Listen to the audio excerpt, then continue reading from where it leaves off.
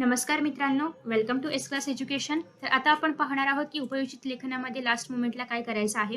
सगळ्यात पहिल्यांदा पहिला जो प्रश्न असणार आहे त्या ठिकाणी तुम्हाला एकतर जाहिरात लेखन सॉरी सॉरी एकतर तुम्हाला पत्रलेखन करायचं आहे किंवा तुम्हाला त्या ठिकाणी सारांश लिहायचं आहे. सो पत्रलेखन किंवा सारांश तुम्हाला दोन ऑप्शन आहेत. एकतर पत्रलेखन करायचं आहे किंवा एकतर सारांश लिहायचं आहे. सारांश कशाचा लिहायचा आहे तर तुम्हाला जो अपठित गद्य दिलेला आहे त्याचा सारांश तुम्हाला या ठिकाणी लिहायचा असतो.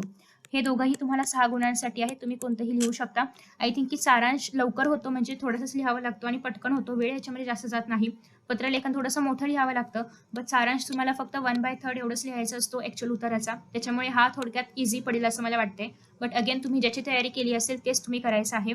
सारांशमध्ये तुम्हाला तो जो उतारा आहे तो एक्झॅक्ट खूप मन लावून वाचायचा आहे एकदा दोनदा. कारण तुम्ही ऑलरेडी एकदा वाचला असेल प्रश्न सोडवताना. प्रश्न पहिला मध्ये तोच सेम टू सेम उतारा त्याचा सारांश तुम्हाला या ठिकाणी लिहायचा आहे. सारांश लिहित असताना ॲज इट इज उतारा उतरवायचा नाहीये. तर या ठिकाणी तुम्हाला तो उतारा लक्षात घेऊन त्याच्यामधले जे काही महत्त्वाचे पॉईंट्स आहेत ते लिहायचे आहेत. जे तुम्हाला कोटेशन्स म्हणजे एखाद्या लेखकाने असं वाक्य म्हटलंय तर ते आहे असं वाक्य सारांशमध्ये लिहायचं नसतं.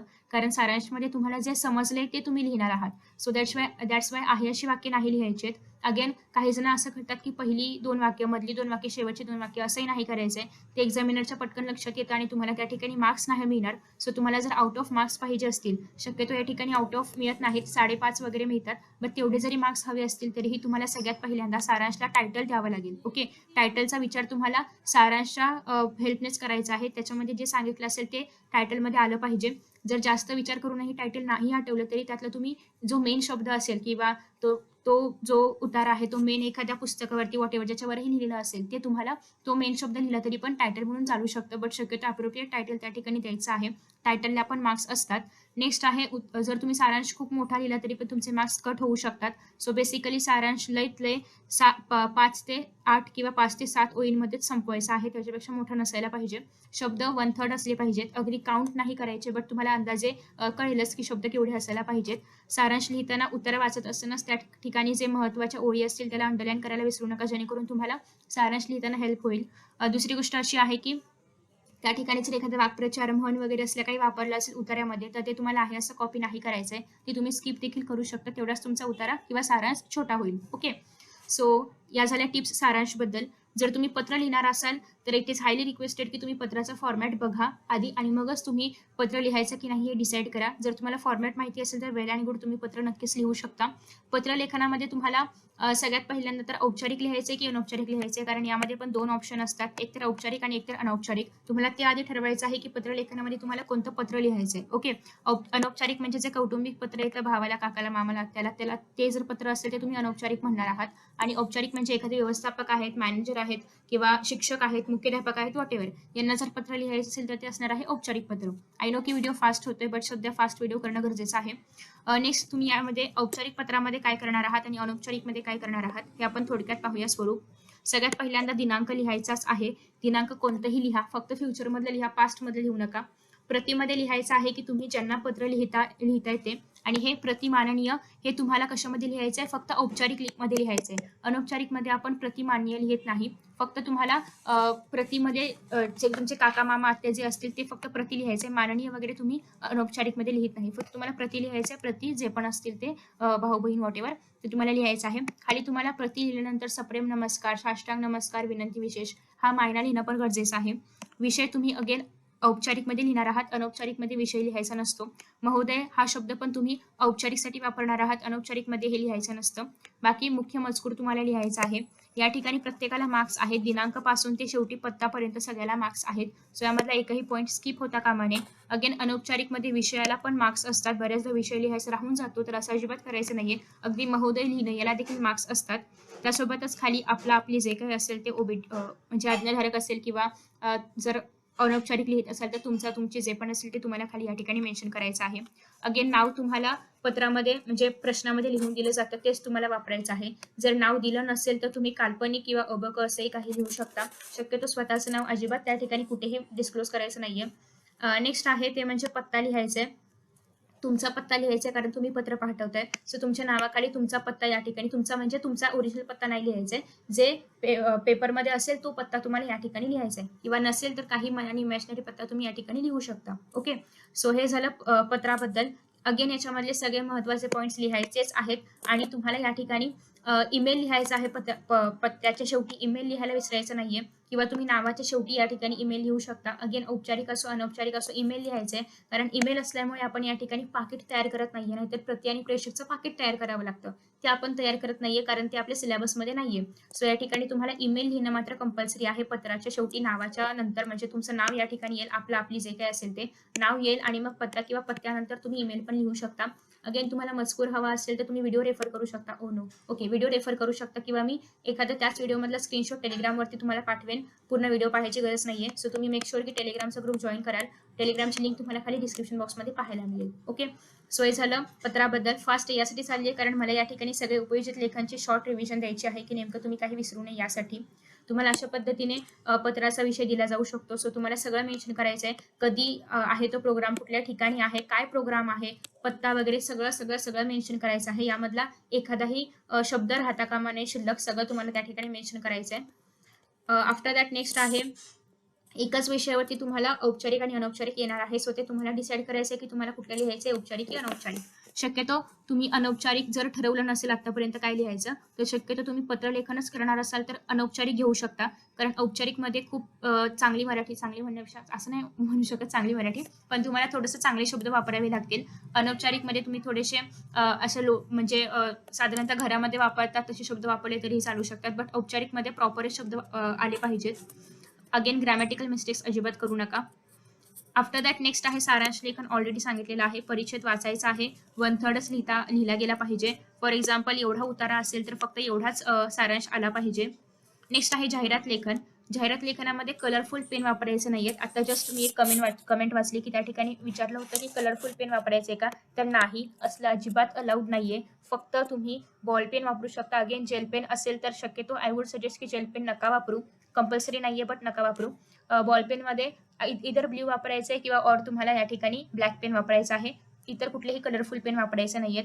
जर तुम्ही पेपरच्या शेवटी सुरुवातीला ब्ल्यूने सुरू केलं असेल तर एंड ऑफ द पेपर पर्यंत फक्त ब्ल्यूच कलर वापरायचे. सुरुवात ब्लॅकने केली असेल एंड पर्यंत ब्लॅकच वापरायचं, मध्ये कुठेही ब्ल्यू वगैरे मिक्स नाही करायचे.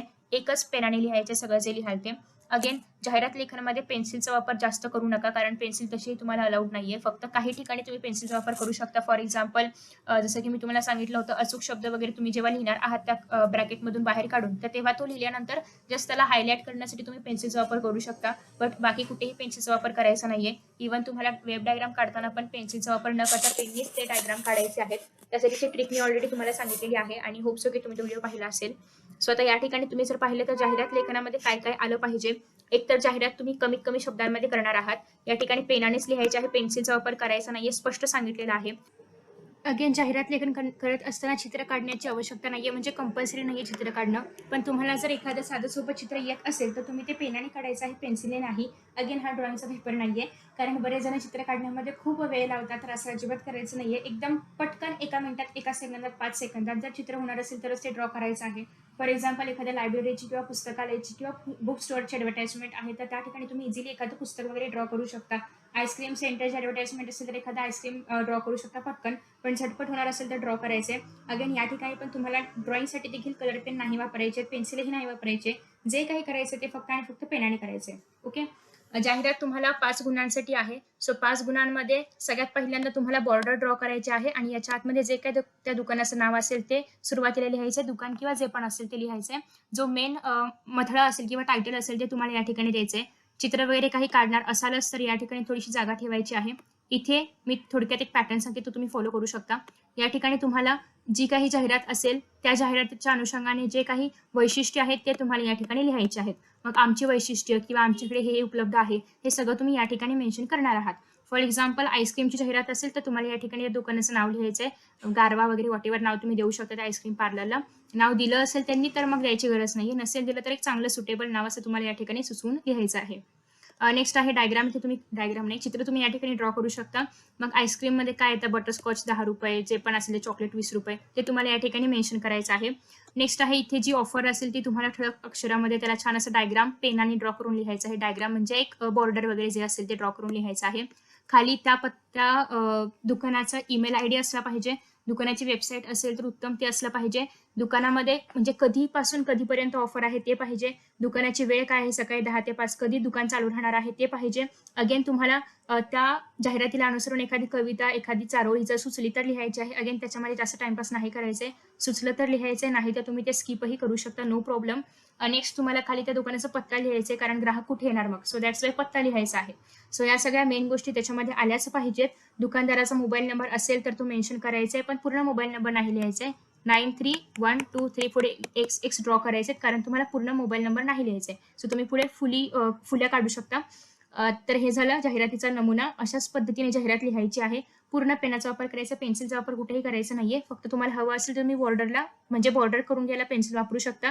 आणि आधी जाहिरात लिहा आणि मग बॉर्डर करा, कारण बऱ्याचदा काय होतं, जाहिरात मोठी राहते आणि बॉर्डर इथेच संपवली जाते. तर असं करू नका. वाटल्यास वरची आणि बाजूची बॉर्डर काढा, पण ही बॉर्डर मात्र शेवटी काढा. आणि ही जाहिरात नवीन पानावरच सुरू करा, कारण जाहिरात तुम्ही छोटीशी कुठेतरी मध्ये अजिबात अशी करायची नाहीये. नवीन पानावरती जाहिरात सुरू करा, जेणेकरून ती पूर्ण त्या पानामध्ये बसेल.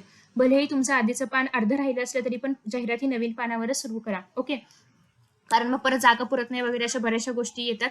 सो दॅट्स वाय जाहिरात नेहमी नवीन पानावर सुरू करा. कविता सुचली तर लिहायची आहे, अगेन लिहिलीच पाहिजे असं काही नाहीये. जो विषय लिहिला असेल त्याच्या अनुषंगाने सगळं करायचं आहे. फॉर एक्झाम्पल या ठिकाणी ट्रेकिंगचं वगैरे सांगितलेलं आहे, तर तुम्ही या ठिकाणी वेबसाईट, संपर्क क्रमांक, जागा मोजके शिल्लक आहेत किंवा काही ऑफर वगैरे हे सगळं लिहायचं आहे. ओके, अगेन तुम्हाला जाहिराती अशा पद्धतीने शब्दांवरून दिल्या जातील किंवा विषयावरून दिलं जाईल, किंवा हे तुम्हाला अधिक आकर्षक करून लिहा असं दिलं जाईल. अधिक आकर्षक करून लिहायचं असेल तर जास्त काही टेन्शन नसतं, कारण या ठिकाणी सगळं लिहून दिले. तुम्हाला फक्त ते छान आकर्षित करून लिहायचं आहे. मग अशी डायग्राम काढली पाहिजे का, तर गरजेचं नाहीये. तुम्ही या ठिकाणी फक्त बॅग ड्रॉ करू शकता, कारण ऑब्व्हियसली ट्रेकिंगला बॅग घेऊन जाणार, तर असं तुम्ही फक्त बॅग वगैरे किंवा छान असे पर्वत वगैरे हवं असेल तर ड्रॉ करू शकता. बस पेनाने ड्रॉ करायचं, एवढंच करायचंय. तर हे झालं 5 गुणांसाठीचं जाहिरात लेखन.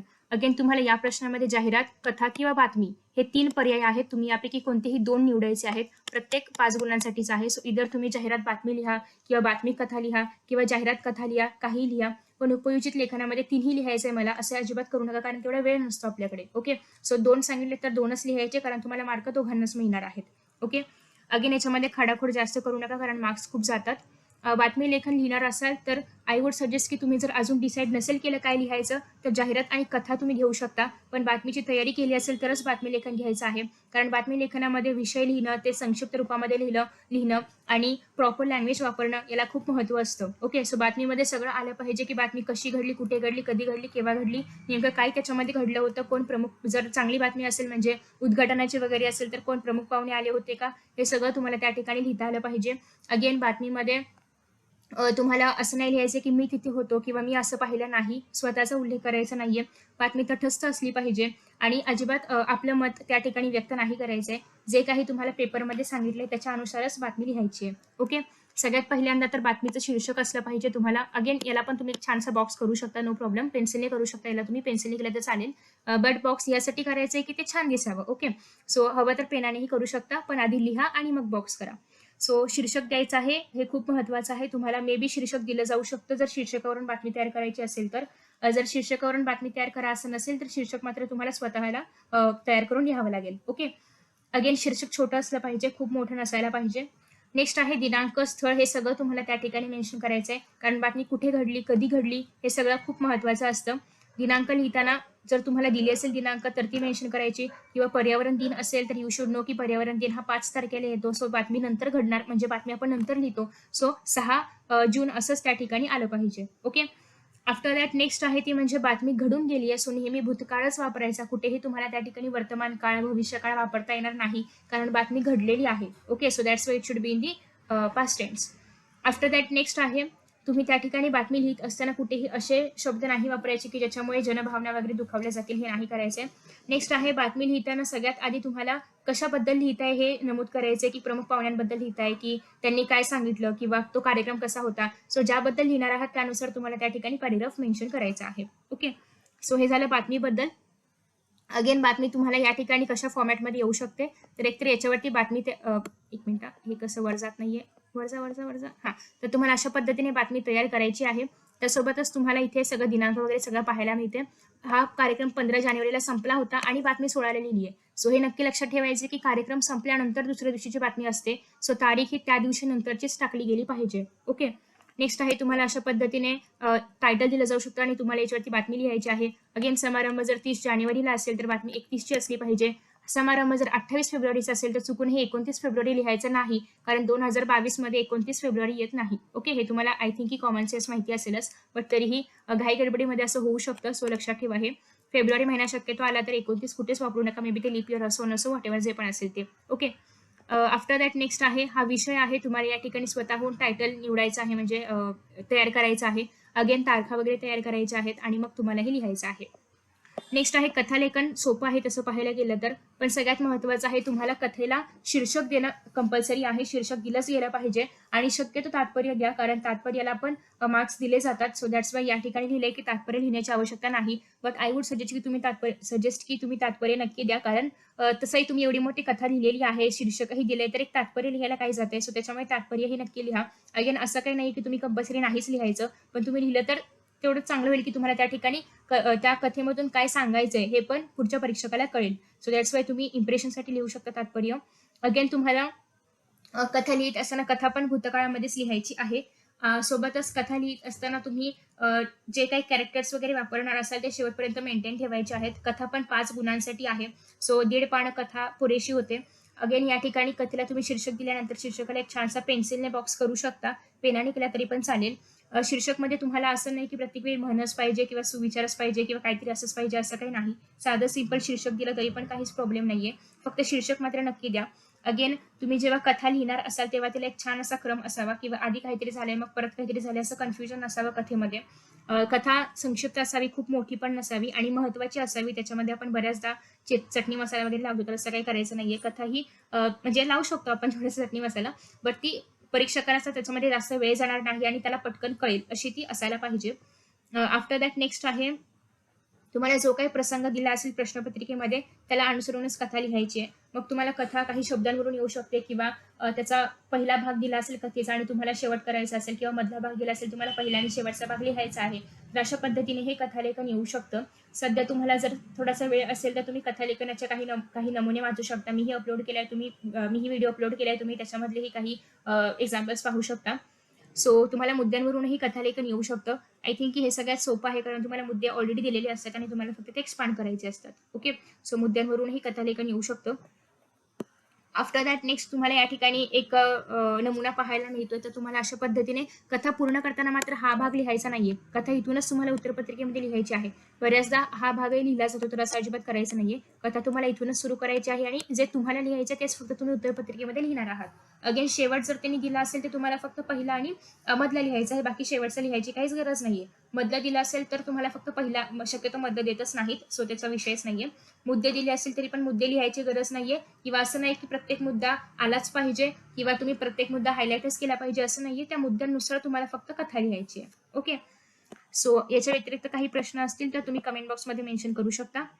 नेक्स्ट आहे निबंध लेखन. निबंध लेखनामध्ये पण तुम्हाला अगेन 3 टॉपिक्स आहेत. एक तर पहिला आहे प्रसंग लेखन, दुसरा आहे आत्मकथन. आय वुड सजेस्ट की तुम्ही आत्मकथन सोबत जा, म्हणजे आत्मकथन लिहा, कारण ते इझी असतं आणि शक्यतो ते पटकन लिहूनही होतं.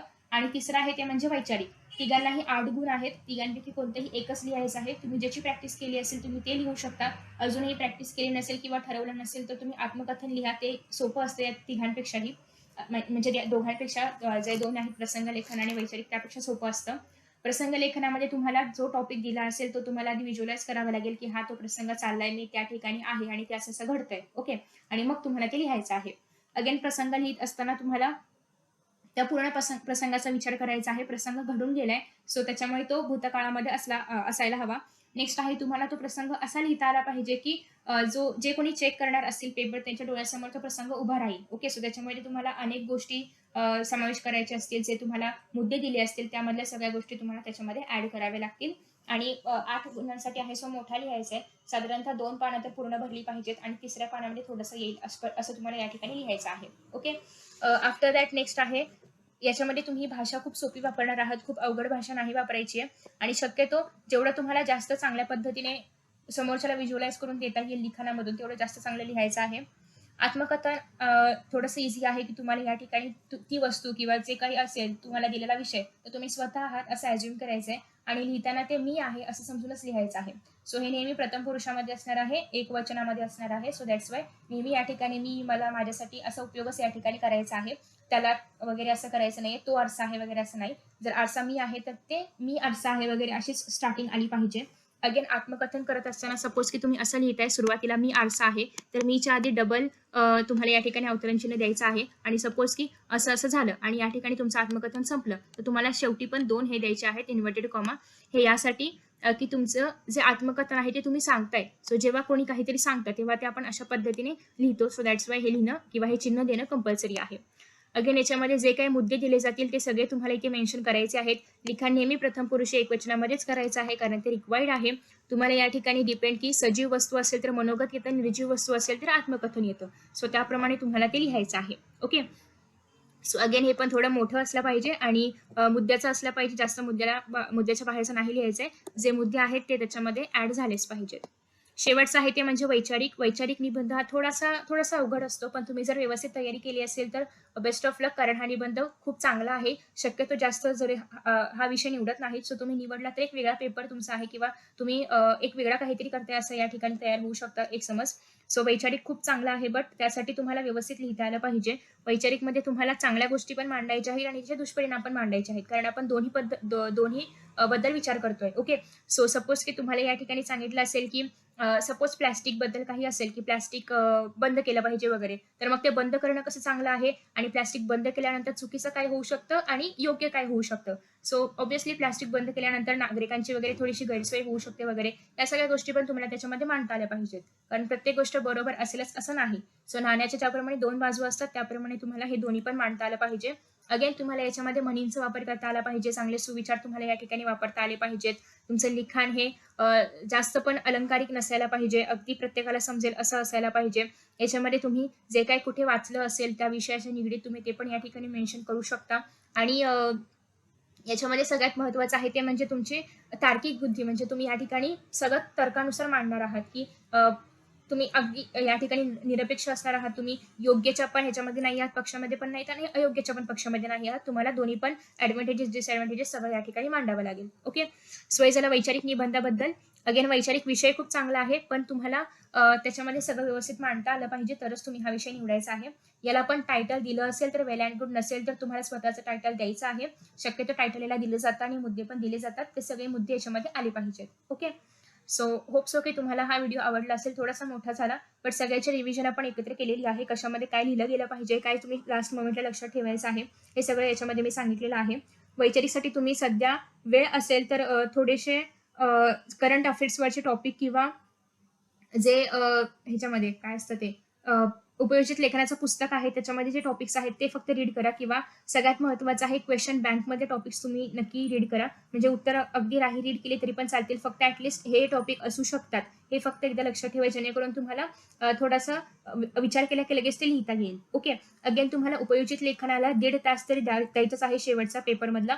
सो ऑब्व्हियसली तुम्हाला यावर्षी अर्धा तास एक्स्ट्रा मिळालाय, सो तुम्ही 1.5 तास आरामात देऊ शकता, कारण तुम्हाला खूप लिखाण करायचंय. आणि शेवटपर्यंत अक्षर नक्की मेंटेन ठेवा, कारण शेवटी हा जो 8 मार्काचा प्रश्न आहे खूप महत्त्वाचा आहे आणि तुम्ही जर याच्यामध्ये कसंही अक्षर काढलं आणि कसंही लिहिलं तर ऑब्व्हियसली तुमचे मार्क्स खूप कट होतील. सो बेसिकली हा प्रश्न अत्यंत महत्त्वाचा आहे. त्याच्यामुळे सुरुवातीपासून शेवटपर्यंत अक्षर कळेल असं वाचनीय ठेवायचं आहे आणि पूर्ण पेपर लिहायचा आहे, अजिबात सोडायचा नाहीये. आणि याला कमीत कमी 1.5 तास वेळ तर तुम्हाला ठेवायचाच आहे. बाकी सगळं तुम्ही आरामात उरलेल्या वेळामध्ये कंप्लीट करू शकता. सो आय होप की तुम्हाला हा व्हिडिओ आवडला असेल. बेस्ट ऑफ लक. अजिबात टेन्शन घेऊ नका. सगळं तुम्हाला लिहिता येणार आहे. वेळ पुरणार आहे आणि तुम्ही सगळं व्यवस्थित लिहिणार आहात. So best of luck. Believe in yourself. सगळ्यात महत्त्वाचं आहे तुमचा कॉन्फिडन्स आणि बिलीव्ह इन युअरसेल्फ, आणि चांगला पेपर लिहा. Bye bye. See you in the next video. Tata.